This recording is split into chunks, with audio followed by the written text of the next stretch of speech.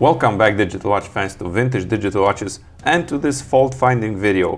Now, one of the many questions I get is my analog on my Ana-digi watch is not working. What can be the issue? And if you have one of these, or especially one of these, the analog not working can be a nuisance. Well, in this video, I am going to show you how to find the part that is faulty. And to be able to do this, you will need the following tools. A multimeter that is capable of measuring resistance, and basically it should be able to measure between 1 kilo ohm and 5 kilo ohms, but I don't think there is one out there that can't measure resistance within that range. You will also need an oscilloscope. The one that I have is more like a pocket scope. It's this Wellman HPS 140i. It isn't a high performance one, but for what we need in a watch is more than capable of doing this. And I'm going to safely assume that if you have these two, you also have the necessary equipment to open up the watch and take it apart, like a screwdriver and tweezers. So if you open any watch that has an analog movement, you will be confronted with something like this. So this specific movement is from a Citizen analog digital watch, something like this, but the principle is absolutely the same for any watch that has an analog movement. So basically what you will have is a coil, which you can see right here, which for the purposes of this video I dismantled it from the movement. You will have a board, which is this one in this case, and you will have the mechanical part of the movement, which you see here, the stud where the hands go, and if you turn it over, it's this part right here. Okay, so if you break these apart, we will have the board, we will have the coil, and we will have the mechanical part. So how do these all work together to make those analog indicators work? Well, it's pretty easy. So the board will generate a signal that is sent to the coil. The signal will look like this. Depending on the watch you have, it might make this signal every second, or it might make this signal every few seconds. If you have a second hand, it will make one of these every second. If you have your second hand missing, and this is very important, the signal will not be made every second because the gearing inside the watch will be different. When the coil receives this type of signal, it will create a magnetic field. So once the signal is up, the magnetic field will be in one direction, and when it's down, it will be in the other direction. And this magnetic field will act upon a magnetic rotor that is fitted in the mechanical part of the watch, and usually it will have a jewel on that rotor. Okay, so it would have been nice to set up my microscope, but this will do. So if you look right in the center, you will see a jewel, and underneath that is a very small rotor, maximum 10 teeth or less.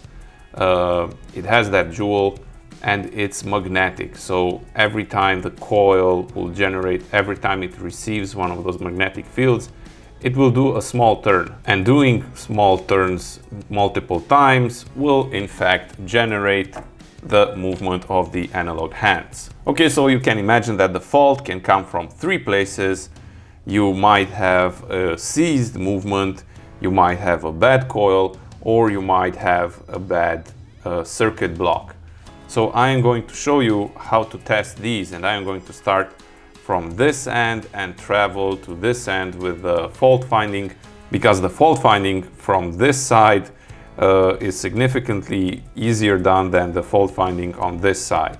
Even the tools get more complex as you travel from here to here. So diagnosing a seized movement is pretty straightforward. You just have to be able to spin the movement freely with very little force. You can use, like I use, a piece of napkin, or you can use a piece of your own hair, or anything that is really gentle, and try to find the wheel closest to the rotor. Here we have the rotor, and try to spin it. And you can see that it spins freely with almost no force, which means that this movement is not seized up, and you can even see right there in the corner that those gears spin as well. Okay, so we validated that the mechanical part is fault-free, and if you end up opening a watch like this, it's also a good idea to clean up the entire mechanical part just to give it a good service, and usually that will make it future-proof and be 100% sure it's not at fault. So what's the next part that we need to diagnose? Well, it is the coil. Now the diagnosis of the coil is very simple. We just have to measure the resistance between the two ends of the coil, and the two ends of the coil usually are terminated on the same side of the coil, and you will see two pads. In our case it's this one and this one, and between them we have to be able to measure a resistance. Measuring the resistance will be done by the multimeter, and usually the resistance in watch coils are between 1 and 5 kilo ohms. So you will need a scale to account for that type of value. Mine is 20 kilo ohms, so I will turn it to 20, and right now the circuit is open, so you will see if I close it, it will tend to show 0 ohms, which is continuity. If it's open, it's infinity. What we want to see is a value like 4.2, 3.6 or something like that. So we'll just put the leads right at the end and nothing. But anyway, I can tell you that I measured this before under the microscope, and as you did see on the close-up, the coil looks really bad and corroded, and it's actually open. Now an open coil means that it's interrupted, which means it is one of the faulty parts. So just to give you an impression of how a good coil will look, is we have a coil here which is from a Seiko H239, a very famous Ana-digi from Seiko, and we'll attempt to measure this. And I can tell it's not going to be easy without using a microscope. Oh, and there we go. 2.38 kilo ohms, which means this is a good coil and this is a bad one. Now our fault finding will not stop here, because in that chain of 3 components, you might not have only one component that is faulty, you might have 2 or 3.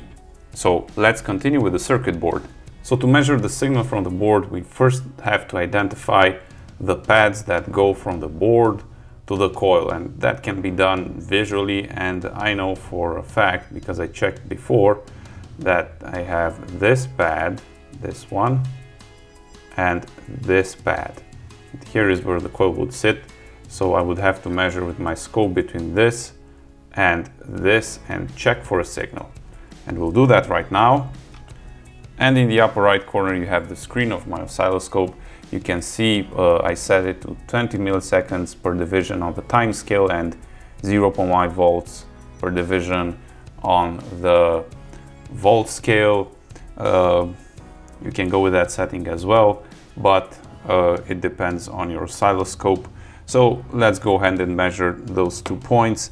And a word of warning, if you remember in the beginning I said that your board may tick, may do a signal like this every second or every few seconds. Well, it does every second if you have a seconds indicator, but if you have only the 2 hour and minute hands, it will do it, I don't know, every second. It could be every 30 seconds, every 20 seconds.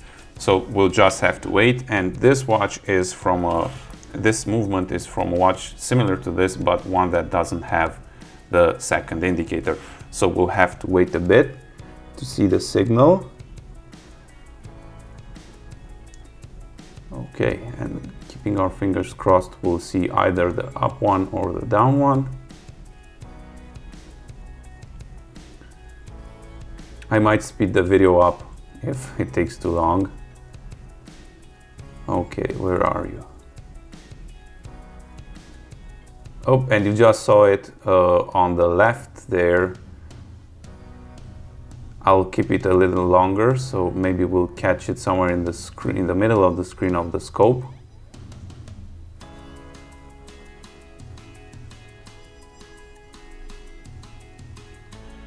Okay, and you saw it again. That was the one going down. So we can definitely say that this board is working properly. So as you did see, finding the fault is actually pretty easy. All you need is the right tools and the correct measuring points. Now, if you have a part that is faulty, you can either go the route of replacing that part, whether it is the board, the coil, or the mechanical part, or you can attempt to fix that part. And that is a whole nother endeavor. Thanks for watching. Give this video a thumbs up if you liked it, and do subscribe. I try to release digital watch related videos as often as I can. Repairs, collection reviews, watch reviews, and anything in between. I'll see you on the next one. Bye.